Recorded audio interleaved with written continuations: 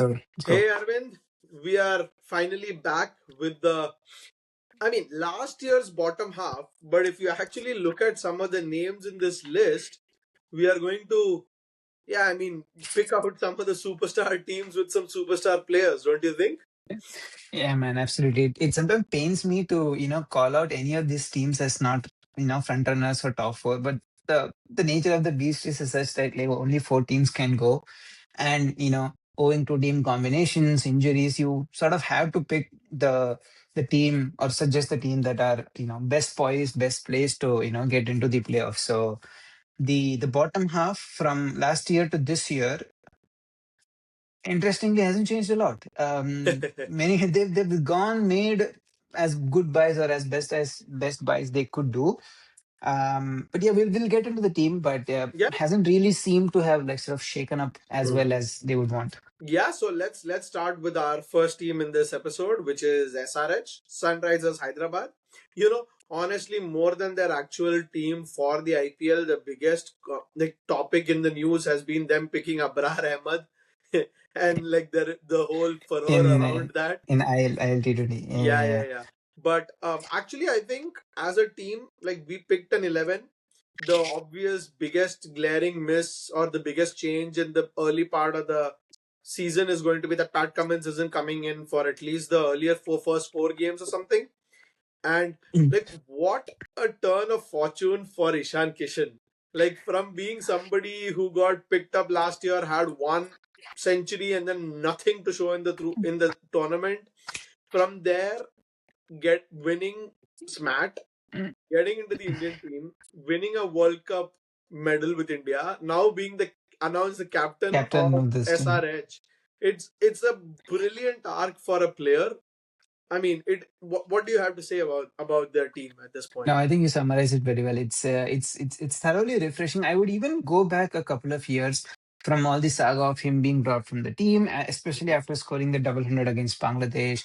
Mm-hmm. A lot of noise around his, domestic and off-field performances or show-ups. Yeah, yeah. The fact that he sort of completely went MIA in a way, MIA in terms of like his off-field presence, and Mm-hmm. just focused on his game. Went back to domestic cricket. Mm-hmm. Captain Jharkhand, what a knock in the finals as well. Just Yeah, blew indeed. blew them out of the park. And then deservedly got back into the Indian team, and then stood up and performed when needed. Right, his knock against Pakistan. For me, has been his best for the Indian cricket team. Like that day, we would have struggled if hadn't he not played. Mm-hmm. So all in all, great story. That this is what sports is all about. Yeah, Inspires players to look up to this and hope wish that could be them someday. So an incredible arc for him and the team as well. They're trying to figure things out. Orange yeah. Army. So ought to be an Uh, interesting season.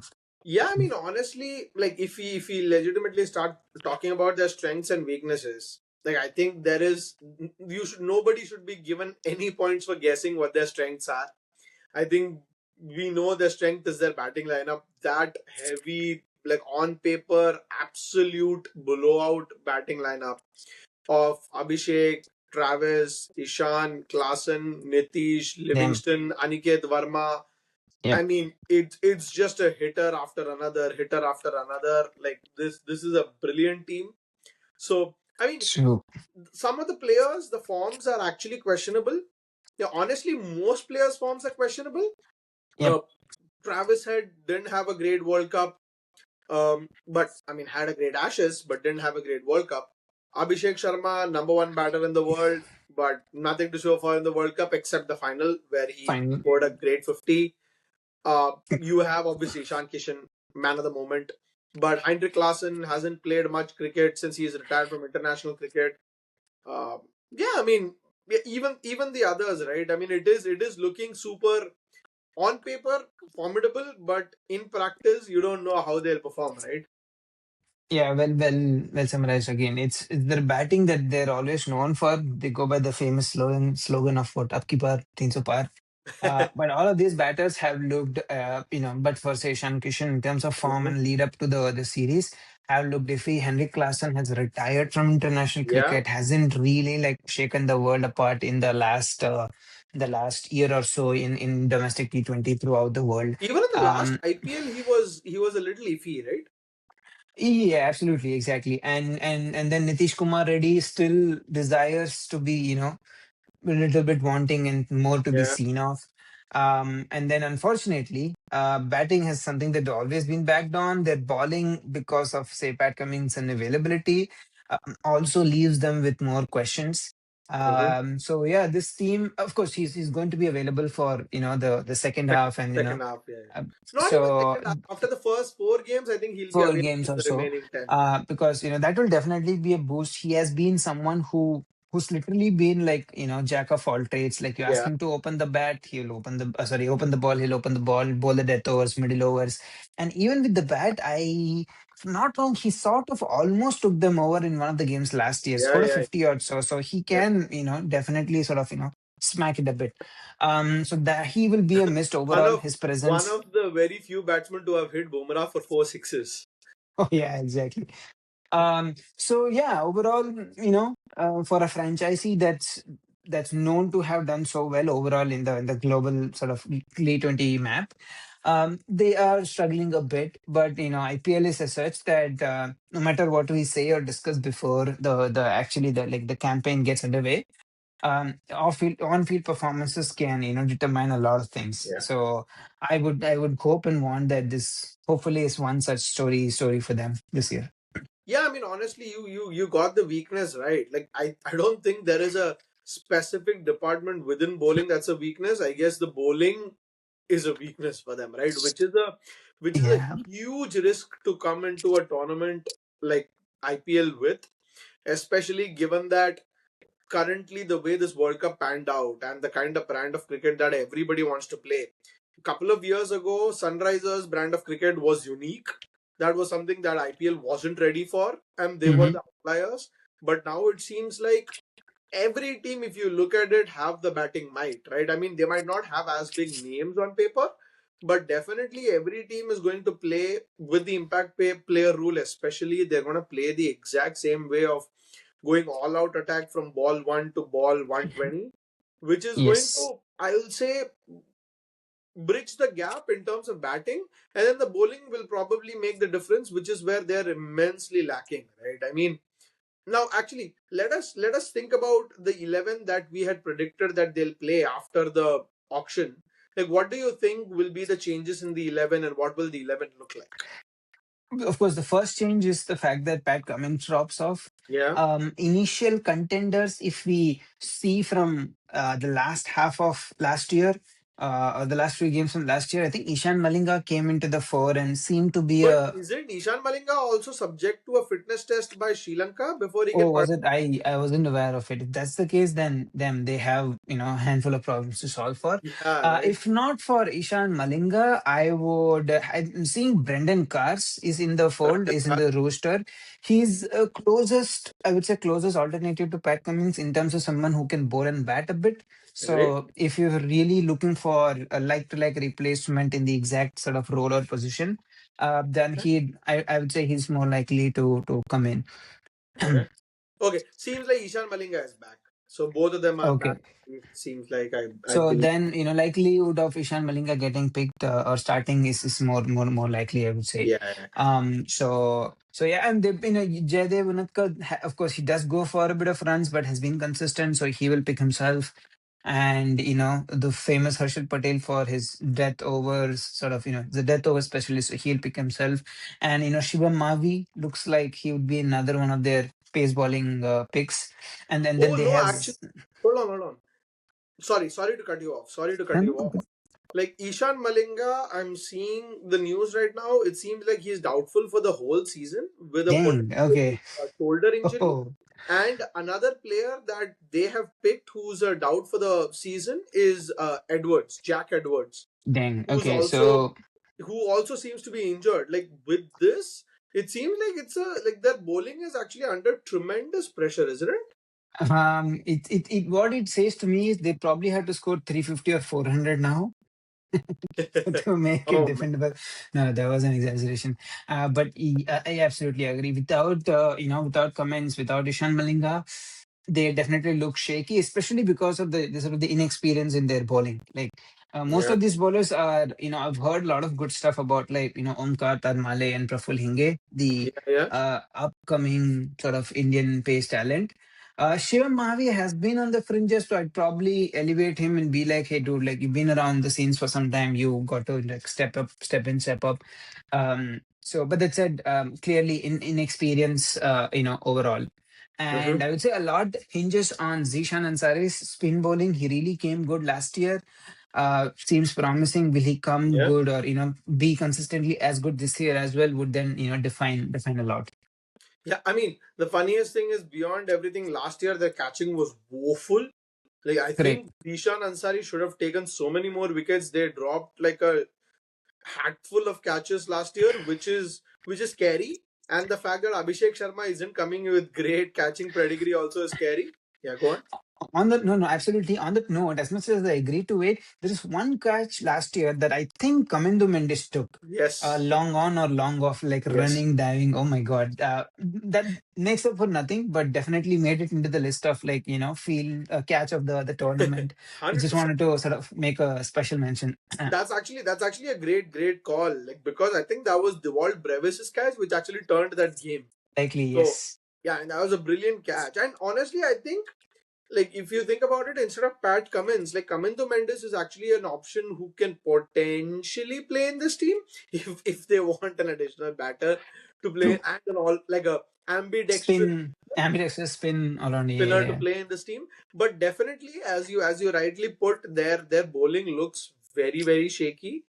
I think in terms of wickets, they're going to primarily depend on two players. I'll say Zishan Ansari in the middle overs and Harshal Patel as a strike bowler. Harshal Patel known to go for a lot of runs, but yeah, I mean he has been the purple cap winner. I think yeah he has been close to the purple cap winner consistently. He yeah. tends to pick up wickets sometimes every game somehow.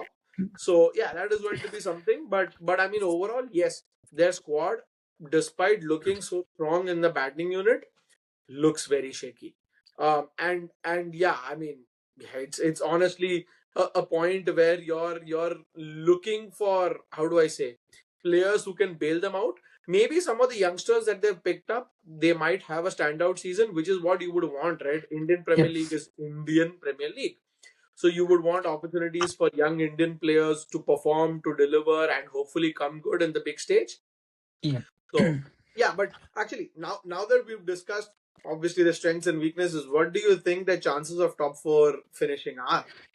Nah, dude, it's highly unlikely, I would say. Very, very bleak. Even with Pat Cummings, I would say they would have struggled. Now the fact that he's out, although not for the whole tournament, and the fact Mm-hmm. that their other bowling options are also like out of the tournament, Mm-hmm. it sort of puts them in a very precarious position. They will honestly, I would probably not even call them like the best of the rest. They might be towards the lower end of the table, highly likely to be in the lower Mm-hmm. end of the table than even be the rest of the or best of the rest kind of a situation. Before the World Cup, at least with Abhishek, the kind of form that he was in, and the fact that Pat Cummins would play, I thought compared to last year, if they could sort a couple of things out, they could actually be contenders for the fourth spot, maybe like an outsider's chance. But now, with the kind of issues that they're hitting with their bowling, yeah, I honestly don't see them being a top four contender this year. The only way they can potentially come good is if their batsmen just have stellar seasons out of nowhere, where they, in Fair. every game without fail, one of the top 6 or 7 ends up delivering a stellar knock to get them over that 200 score. Even that doesn't guarantee them a victory, but yeah, I mean, I remember last year they had issues with the Hyderabad Cricket Association where they couldn't get the Mm-hmm. pitches that they wanted at the Hyderabad Stadium, Rajiv Gandhi Stadium, I believe. So hopefully this year they can have that fixed, and hopefully they have a better tournament at home, and yeah, that's basically what we're rooting at. Now, to our section where we talk about the kind of one standout player that we believe either will have or will need to have a good season this year. Who's your pick for them?